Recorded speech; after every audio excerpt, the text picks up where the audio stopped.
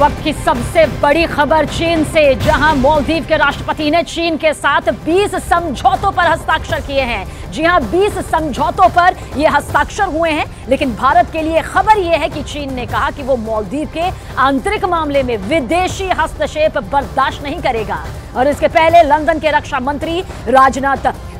मंत्री राजनाथ सिंह ने कहा कि गलवान झड़प के बाद चीन का नजरिया बदला है और अब भारत कमजोर देश नहीं, कोई भी हमें आंख दिखाकर नहीं जा सकता, क्योंकि अब भारत एक ताकतवर देश है। रक्षा मंत्री राजनाथ सिंह ग्लोबल टाइम्स में छपे उस लेख का हवाला दे रहे थे जिसमें भारत की बढ़ती ताकत की चीन में हो रही तारीफ की चर्चा की जा रही है। चीन भारत के साथ दोहरी नीति पर काम करता है। उदाहरण एक नहीं, हजारों हैं। लंदन से लेकर बीजिंग तक, दिल्ली से लेकर शंघाई तक एक ही बात की चर्चा है। पहले वाला सॉफ्ट भारत अब बदल चुका है। ये वो भारत है जो घेर कर मारता है, घुस कर मारता है। मोर्चा चाहे पीओके का हो या गलवान का।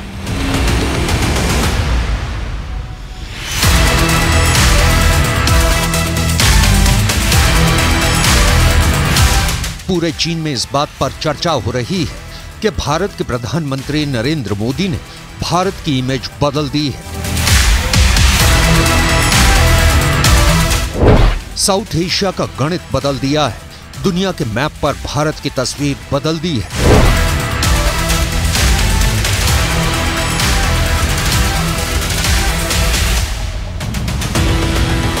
ठोस फैसले लेने वाला, ईंट की जगह पत्थर से जवाब देने वाला।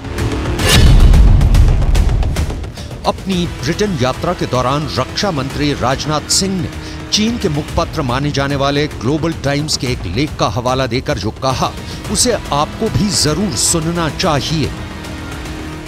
लेकिन ग्लोबल टाइम्स में मिस्टर जैन ने जो कुछ भी लिखा है, यदि उसकी धारणा बनी है तो मैं सोचा था क्यों धारणा बनी। मुझे लगा कि शायद 2020 में जो भारत और चीन के बीच फेस आउट हुआ था, उसमें हमारे सेना के जवानों ने जो करिश्मा दिखाया है, जो बहादुरी दिखाई है, शायद उसके कारण चाइना की धारणा भारत के बारे में बदल गई है कि भारत अब कमजोर भारत नहीं रहा, भारत अब दुनिया का ताकतवर देश बन गया है। भारत माता की जय, भारत माता की जय। लंदन में इंडिया हाउस में कार्यक्रम के दौरान रक्षा मंत्री राजनाथ सिंह ने जो कहा, उसे समझने के लिए उस लेख को देखना जरूरी है। यह लेख भारत पर चीन के नजरिए में बदलाव को बताता है। भारत नैरेटिव शीर्षक वाला ये लेख फूडन यूनिवर्सिटी में centre for south Asian studies के डायरेक्टर झांग जियाडोंग ने लिखा है। झांग ने अपने लेख को भारत की हाल में ही की गई 2 यात्राओं के आधार पर लिखा है। इस लेख में उन्होंने पिछले 4 सालों में भारत की घरेलू और विदेशी स्थिति में हो रहे बड़े बदलावों का उल्लेख किया है। भारत 1 दशक से भी कम समय में मल्टी बैलेंसिंग से मल्टी अलाइनमेंट की तरफ शिफ्ट हो गया है। ये बहुध्रुवीय दुनिया में एक ध्रुव बनाने की रणनीति की ओर तेजी से बदल रहा है। भारत ने हमेशा खुद को एक विश्व शक्ति माना है। अंतर्राष्ट्रीय संबंधों के इतिहास में ऐसे बदलावों की गति कम ही देखी जाती है। कूटनीतिक मोर्चे पर प्रधानमंत्री नरेंद्र मोदी के शासनकाल में भारत की सॉफ्ट छवि बहुत तेजी से एक सख्त देश के रूप में बदली है। झांग ने लिखा है कि भारत अब रणनीतिक रूप से ज्यादा आश्वस्त हो गया है और भारत नैरेटिव बनाने में ज्यादा सक्रिय हो गया है। डिप्लोमेसी में भारत तेजी से रणनीतिक ताकत बन रहा है। जब से पीएम मोदी ने सत्ता संभाली है, उन्होंने अमेरिका, जापान, रूस और दूसरे देशों के साथ भारत के संबंधों को बढ़ावा देने के लिए कई देशों को साथ लेकर चलने की रणनीति की वकालत की है। सबसे ताजा उदाहरण है मालदीव का। भारत सरकार ने मालदीव को जिस तरीके से सरेंडर करने और माफी मांगने के लिए मजबूर किया, उसे पूरी दुनिया ने देखा।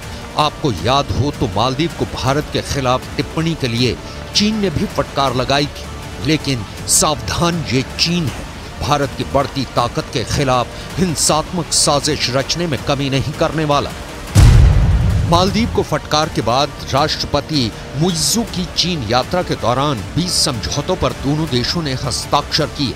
ये इसलिए कि 2014 में बेल्ट एंड रोड इनिशिएटिव में शामिल होने के फैसले के बाद से चीनी कंपनियों में मालदीव में 1.37 अरब डॉलर का अतिरिक्त निवेश किया है।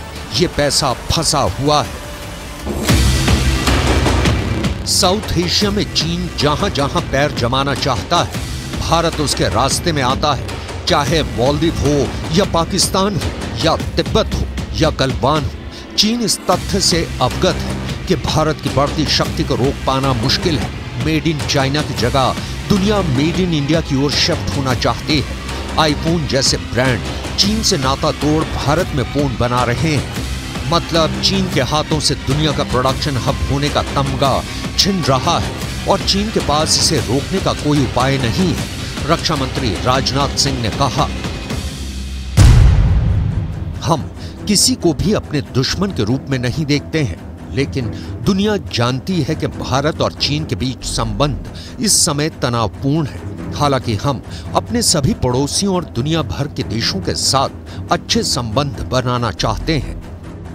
दक्षिण एशिया में भारत की ताकत चीन के लिए चुनौती है। यही वजह है कि चीन के विद्वान भारत की क्षमता की तारीफ कभी नहीं करते, आलोचनात्मक टिप्पणी करते हैं। लेकिन अब मामला उल्टा होता दिख रहा है और इसका कारण देश के रक्षा मंत्री राजनाथ सिंह गलवान में भारतीय वीरों की ताकत का नजारा मानते हैं। लेकिन यहां हम सिर्फ भारत की सैनिक ताकत का लोहा मनाने की बात नहीं करेंगे, बल्कि गलवान की डिटेल दिखाने के बाद आपको दिखाएंगे कि चीन ट्रैक क्यों चेंज कर रहा है, चीन क्यों भारत की बढ़ती ताकत को झुककर सलाम कर रहा है।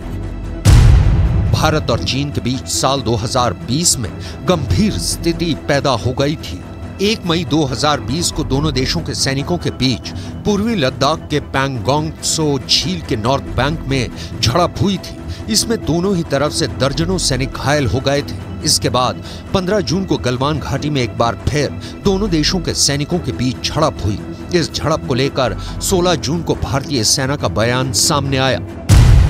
झड़प वाली जगह पर ड्यूटी पर तैनात गंभीर रूप से घायल होने वाले 17 सैनिकों की मौत हो गई। इस संघर्ष में मरने वाले सैनिकों की संख्या बढ़कर 20 हो गई है। चीन ने भी बयान जारी किया, मगर इससे यह साफ नहीं हुआ कि उसके कितने सैनिकों की मौत हुई। लेकिन कई महीने बाद फरवरी 2021 में चीन ने गलवान घाटी झड़प में मरने वाले अपने 4 सैनिकों को मरणोपरांत मेडल देने की घोषणा की। गलवान भारत चीन के बीच ताकत को लेकर टर्निंग पॉइंट की तरह है। इस झड़प ने तय कर दिया कि चीन एक मारेगा तो भारत 11 की बलि चढ़ाएगा। चीन के सामने स्थिति साफ है कि भारत को रोकना मुश्किल ही नहीं, नामुमकिन है। इसकी एक नहीं बल्कि कई वजहें हैं।